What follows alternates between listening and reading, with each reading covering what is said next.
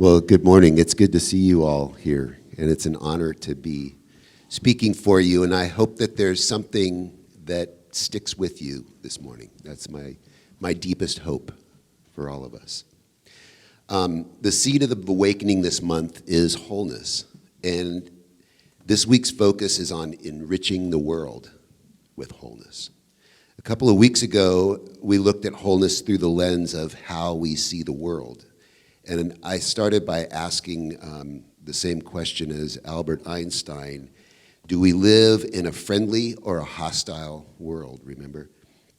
And that's about our perception of the world being what our life ends up being like, right? And then Susan gave us a couple of examples of people's lives, very different, right? One woman had one completely different experience than this other guy who had no limbs and was just amazing in this world.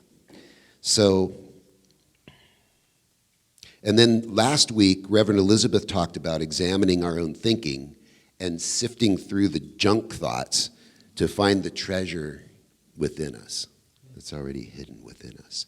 So this week I want to start by talking about what life actually is before we perceive it, before we start interpreting it, which is kind of a hard thing to do because in reality, the only thing we have to understand reality is through this brain, through this body, through this soul that we have.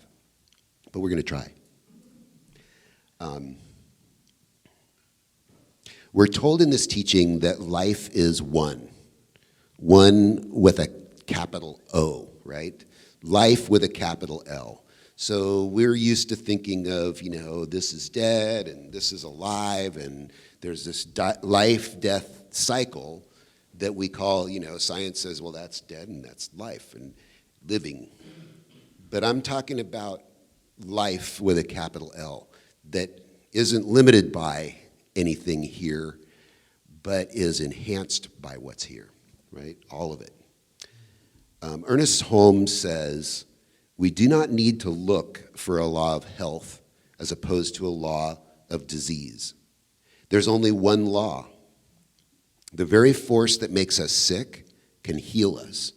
The very force that makes us poor can enrich us. The power which makes us miserable is the same power that makes us happy. So we have one law, one force, producing what we can call seemingly opposite results, right? And the obvious implication here is that we would want to be well instead of sick, right? And we would want to be enriched, we'd want to be happy. So that begs the question, how do we use that force, and what's the difference? And the first thing that came to mind there after reading that passage from Ernest Holmes was, may the force be with you, right? I bet Ernest would say something like, the very force that makes Luke Skywalker a Jedi Knight also makes Darth Vader, Darth Vader, right? He might have said that they were using the same power differently. And that's something that is epiphany. It's an epiphany for me when I think about it that way. It's not always obvious. Most of the time we think of, darkness and light as being opposites. We think of evil as a force, right? But is it really? Like, isn't there light? And darkness is when the light's not there, right? So it's more nuanced, I think. And if memory serves right, Darth Vader started out as Anakin Skywalker, right? He had a gift. Anakin had a gift at an early age, and everyone saw it, right? The Force is very strong in this one, right? And then he goes through his life and he suffers loss. He loses his mother, who he's very attached to, And the thing that gets him is that with the power that he knows he has, he can't save her. He can't keep her from death. He goes on to fall in love with someone that he can't be with in the way that he wants to, right? And then he also felt like he was being held back by his mentors and his teachers. He felt like they were jealous of him. He felt like he could do more than they would let him do. So by focusing on that hurt and betrayal, he started to become angry and bitter and resentful and finally vengeful. And that's basically how Anakin Skywalker became Darth Vader. Again, one force used in different ways. In the Native American traditions, we find a teaching about a white wolf and a black wolf, and these two wolves live within each of us. And the teaching goes, which one do you feed and nurture? That's how your life will be. So it's interesting to me, that seems like a pretty good difference between Luke Skywalker and Darth Vader. But I still have a question. It's like, how do we really know what to do with the world because we all suffer these losses. We all suffer betrayal. Something we love is gonna be hurt or go away, and we need to know how to deal with that.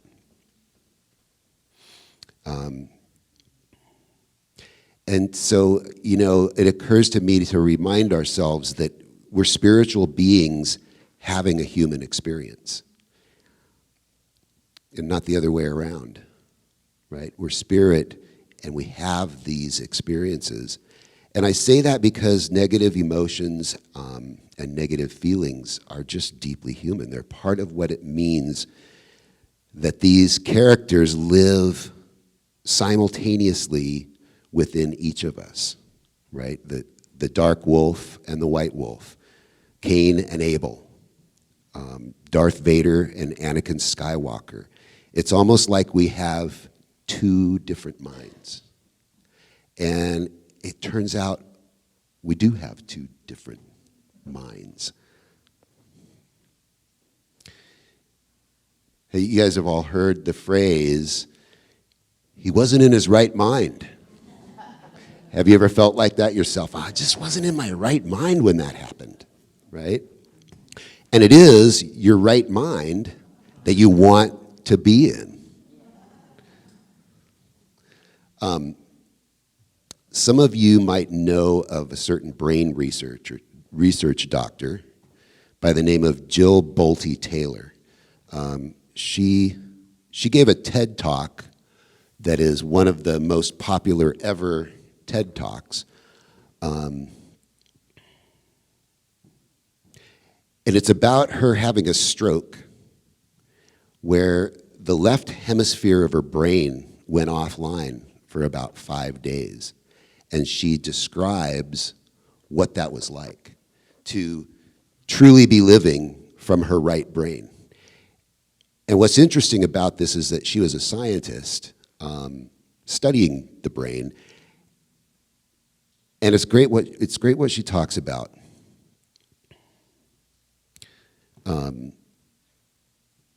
It changed her life, and it changed what she researched. And when I started thinking about this talk, she came to mind, so I looked her up, and I found that she did a commencement address at Baylor University for the graduates. So she's in this auditorium with 20-somethings and all of their families and all of the other professors. And she starts talking about the difference between the right brain and the left brain. She shares that the stroke affected her left brain, and she spent 5 days aware only of her right brain before her left brain started to come back online. And the way she describes it is like she knows that something's going wrong when she has this stroke.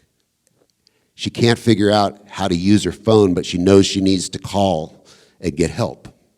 She figures after she tries and can't do that for a while, she figures she'd get on with her morning routine and see if it would just pass, if she would be all right. So she gets on her exercise bike and she starts doing the exercise machine, and she just starts feeling like she's just melting into the handlebars, like she's just becoming one with everything. She describes the characteristics of the left hemisphere as being concerned with the logical, naming things, differentiating things, discerning and detail-oriented, right? That's our left brain. And we need that, right? We need that so that we can have like language, so that we can have math.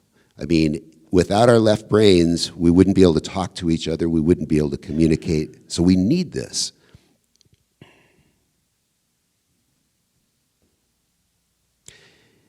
But here's the taste of how she describes being in her right brain.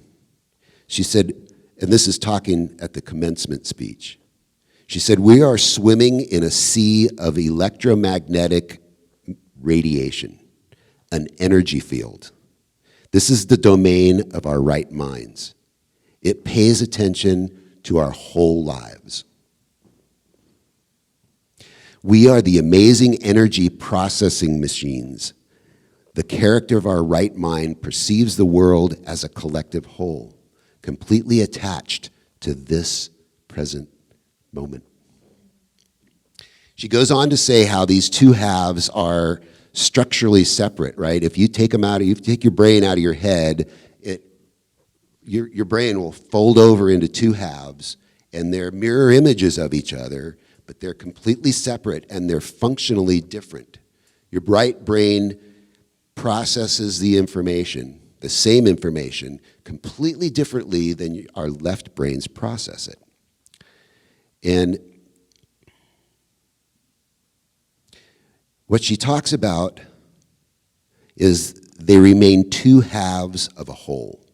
And when these two halves respect each other, when they cooperate and nurture each other, life is good. Life is good no matter what's going on around us, because life is good within us. And we get to bring our whole selves forward. So now she's dedicated to living the rest of her life with the right brain leading, right? There's another completely separate book that I'm aware of, a guy that talks about the master and its emissary. And this is the leading researcher. This guy's been at it for some 40 years. But the master and its emissary, which half of our brain is leading, which is the master and which is the emissary. What really got me about her commencement speech is that at the end, she talks about how we can know the difference between, like, how do we know if it's our right brain leading or our left brain leading? And it's worth looking at, it's worth going and listening to that speech. But what she says is what got me.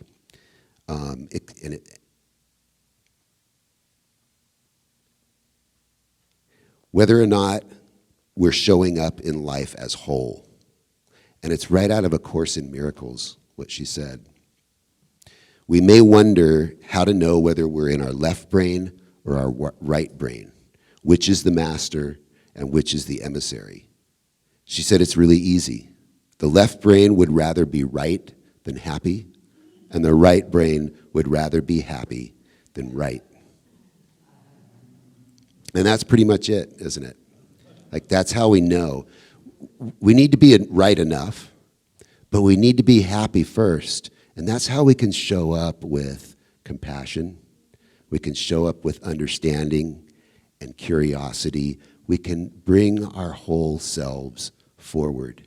And that's really what we want to do that's really what we want to bring this world, because that's the world we want to live in. It's really that simple. So I brought something for us today. It's a call to action. Denise, do you want to help me hand those out?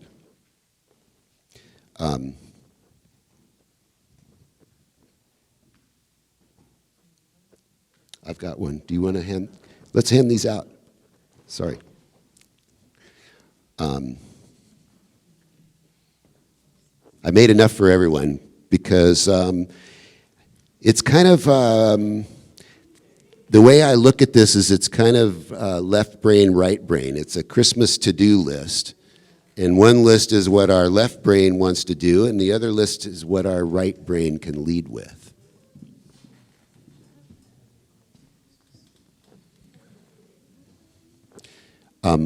While she's handing those out, the choir and Jimmy, you guys can come back up for the second performance song.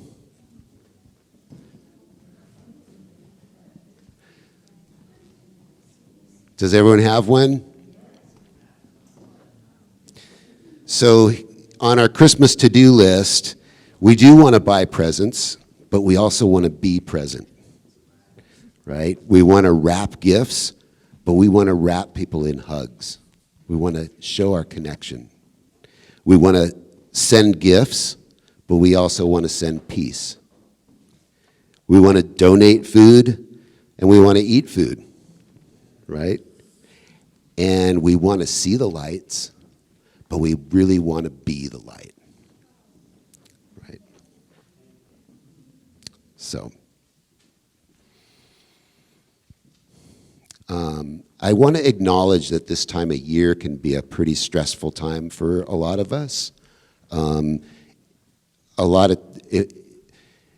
It tends to be a family time, and sometimes that's not always the best times and best memories for a lot of us.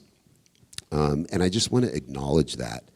I have one last little anecdote for some things that we can do when we're not feeling good or when we're feeling stressed. There's also a lot going on in the world right now that can be hard to understand. How do we deal with that? How do we relate to it? And of course, we pray for peace. We pray for good things to happen. But sometimes we can also feel a little bit powerless, like, what can I really do about this? And I was listening to a conversation by a woman named, where's her name? Sylvia Boorstein. And I'd never heard of her before, but she was with like Sharon Salzberg, Joseph Goldstein, Jack Kornfield. These are all people who brought the Eastern traditions and Vipassana meditation and Buddhism to the West back in the 70s, and along with like Ram Dass bringing Hinduism.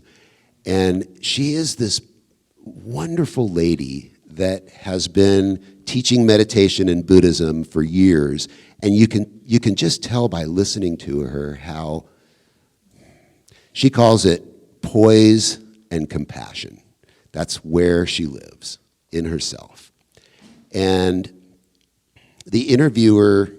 when the interviewer would ask her these questions, she just has these amazing stories. She tells everything in a story form, and she just laughs and giggles. She reminds me of like the Dalai Lama, how he just so exuberant and happy all the time. And the interviewer asks him, in the face of what's going on in the world today, and the wars that we've got going on, and the suffering, what do you do with that? And she says, well, I go to compassion, I go to poise, and my practice has made that available to me. But I still feel like, what can I do? I want to do something. She says, so I go make sandwiches and I hand them out.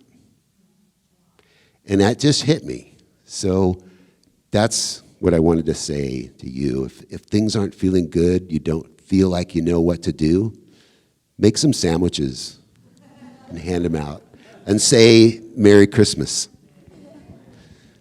Namaste.